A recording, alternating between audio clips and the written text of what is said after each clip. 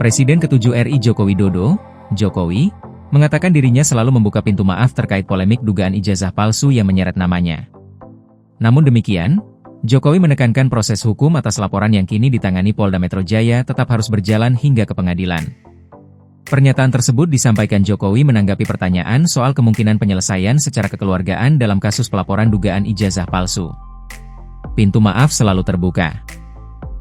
Tapi sekali lagi, urusan maaf-memaafkan itu urusan pribadi ke pribadi, ujar Jokowi di kediamannya di Solo, Jawa Tengah, Jumat, 30 Januari 2026, dilansir YouTube Tribun News.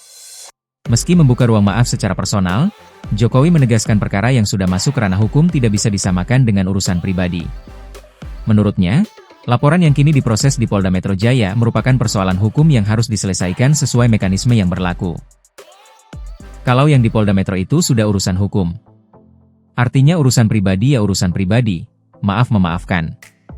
Tetapi urusan hukum ya urusan hukum, tegasnya. Jokowi menyebut proses pengadilan justru menjadi forum resmi baginya untuk menyampaikan bukti-bukti terkait keabsahan ijazah yang dipersoalkan.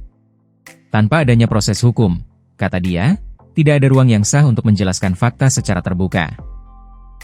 Memang harus sampai ke pengadilan, karena kalau tidak, saya tidak punya forum untuk menyampaikan bukti mengenai kasus ijazah ini, jelas Jokowi.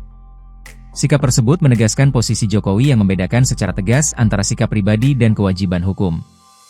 Di satu sisi, ia membuka ruang rekonsiliasi secara personal, namun di sisi lain tetap mendorong penyelesaian perkara melalui jalur hukum agar persoalan dapat diselesaikan secara transparan dan tuntas.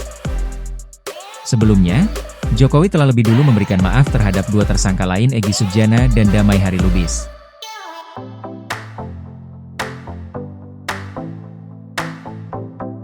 Egy Sujana dan Damai Harilubis menjadi dua nama yang sebelumnya terseret dalam polemik dugaan ijazah palsu Presiden ke-7 RI Joko Widodo.